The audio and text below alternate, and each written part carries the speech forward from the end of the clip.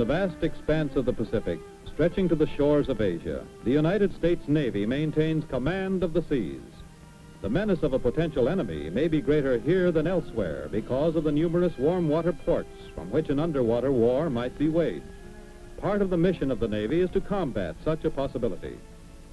The record of our submarines during World War II leaves no doubt of their ability to handle any enemy, upon or below the surface.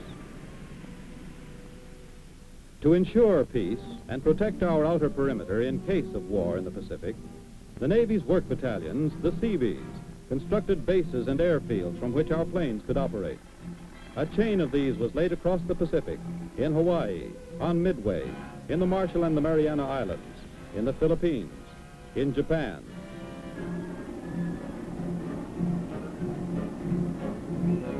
The Navy has constructed airfields in many parts of the Pacific and kept them ready for operation. Naval aviators are trained in both land-based and carrier-based operations. The Pacific area might hold the key to the peace of the world for years to come, and so the Navy remained its watchdog.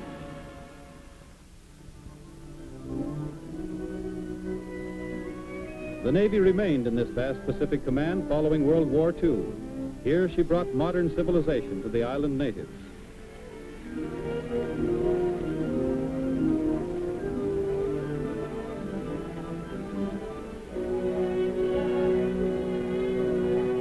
The Navy built water towers to provide a steady supply of pure water. The Navy aided in bringing many kinds of protection in a long-range plan prepared with our Interior Department and other government agencies. Agriculture was modernized, insect control provided. New methods of farming were introduced by the Navy to assure more certain sources of food for the natives. Navy dental and medical officers were provided to establish higher standards of health and to lower the rate of infant mortality. Self-government was introduced, and the development of a system of law and order was encouraged to strengthen the rights of the individual. Acting under the auspices of the United Nations, the Navy built schools and introduced educational methods fitted to the needs of the natives. For, based on the Charter of the United Nations, the Navy was committed to establishing and maintaining democracy in the Pacific.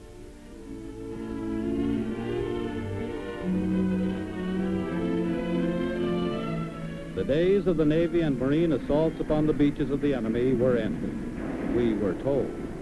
Never again would this country ever have to exert its mighty armed force in another war. These men had fought for peace and had won it.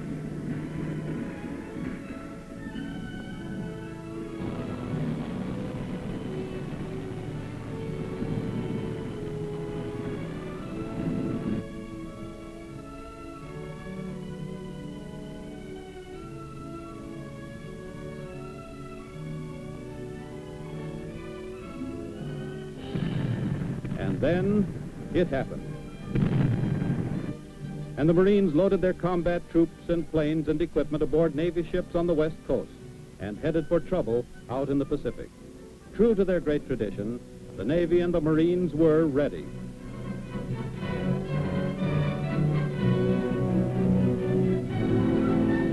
The Navy gave its Marines the fastest crossing the Pacific had ever witnessed. And with other countries of the United Nations, our ships headed for the combat zone in Korea to transport and supply our troops, to engage the enemy where he could be found, and to patrol nearby trouble zones. The peace in the Pacific had been shattered. Our underwater fleet was on patrol too. Our shipping and supply lanes had to be kept clear and safe.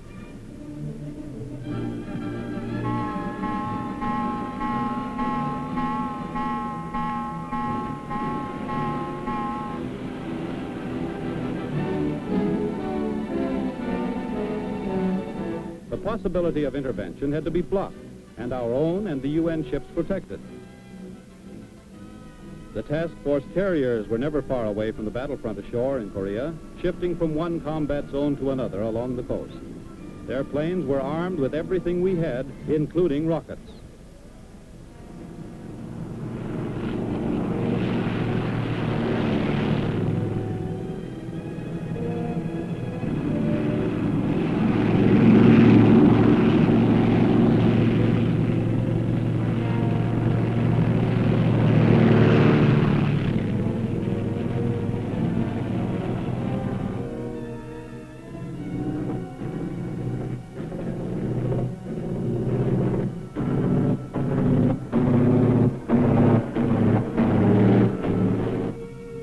search and rescue patrol was also carried on by our submarines, maintaining a lookout for flyers who might have to ditch their planes.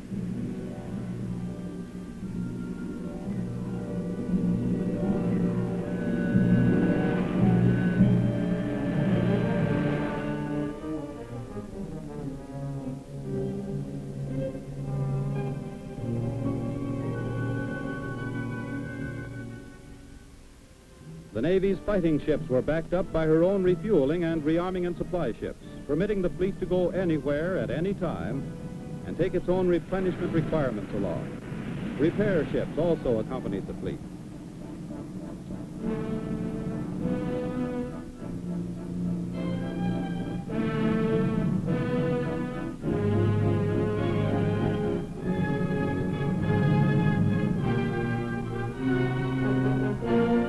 Minesweepers moved ahead of the fleet, intercepting the floating mines that the enemy released in coastal waters.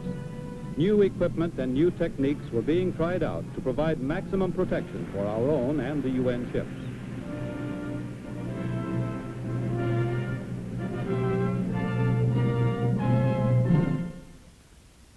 Operating the lifeline for the combined forces, the Navy's Military Sea Transportation Service, the MSTS, transported over 1 million military personnel, more than 15 million tons of food, ammunition, and supplies, and over 50 million barrels of fuels across the Pacific during the first year of the war in Korea.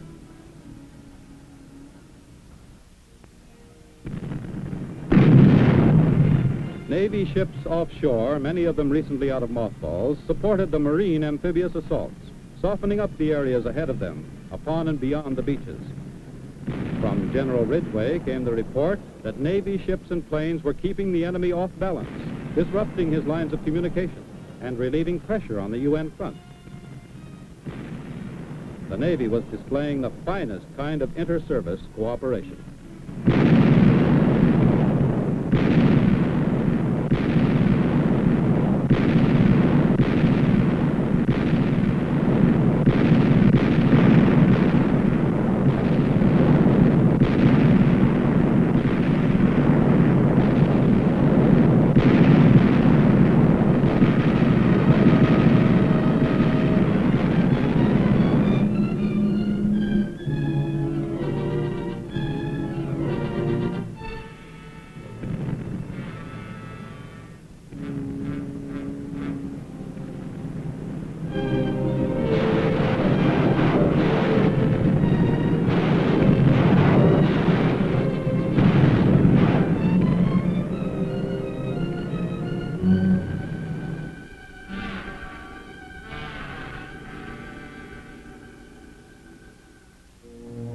Navy and Marine planes, operating from their mobile landing fields, the carriers, provided close air support where and when it was most needed.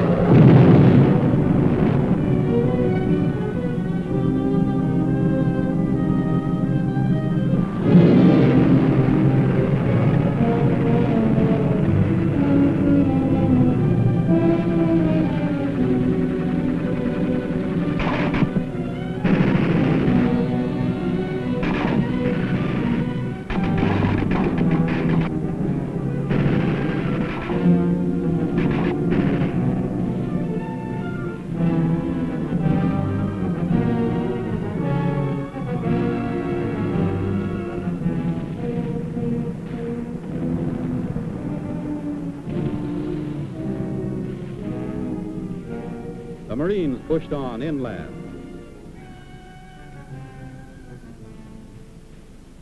The refugees sought security behind the lines.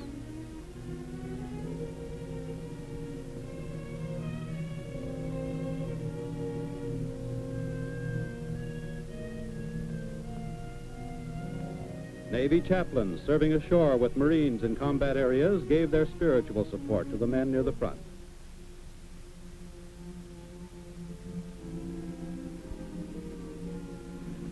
Navy chaplains also aided the Navy medical officers and corpsmen in caring for the wounded in the field.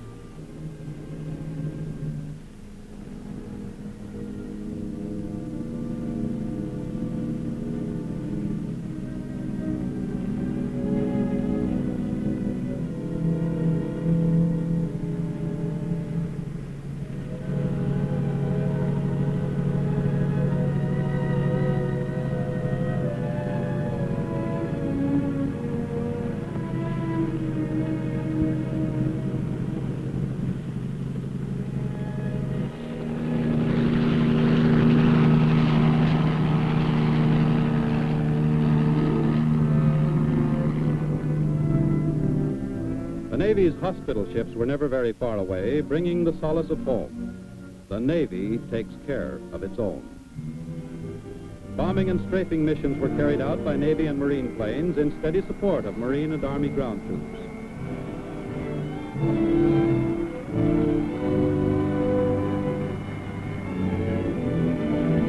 The targets, railroad yards, trains, highways, bridges, anything that moved in enemy territory. The Navy hit them hard.